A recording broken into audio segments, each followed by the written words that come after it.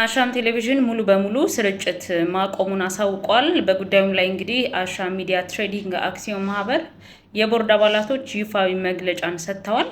ሚዲያው እንግዲህ ላለፉት 8 ዓመታት በማህበራዊ ኢኮኖሚያዊና ፖለቲካዊ ጉዳዮች ዙሪያ በዜናም እንዲሁ በመዝናኛም ዝግጅቶች እንግዲህ በቴሌቪዥንና በተለያዩ የማህበራዊ ሚዲያ አማራጮች ለህዝብ ሲደርስ ቆይቷል።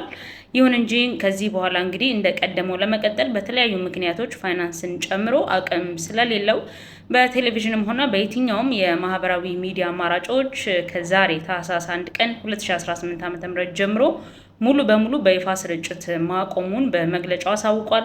ስለሆነም ከተጠቀሰው ጊዜ ጀምሮ የአሻም ሚዲያ መታወቂያን በመያዝ እንዲሁም ሎጎውን በመጠቀም በየትኛውም ኢቨንት በቅድመ ዜና ወይንም ፕሮግራም በስልጠና መድረኮች ላይ ቃለ መጠይቅና መሰል ጉዳዮች ላይ የሚሳተፉ ባለሙያዎች ሚዲያውን ወይም ተቋሙን እንደማይወክሉም አሳውቋል ማለት ነው።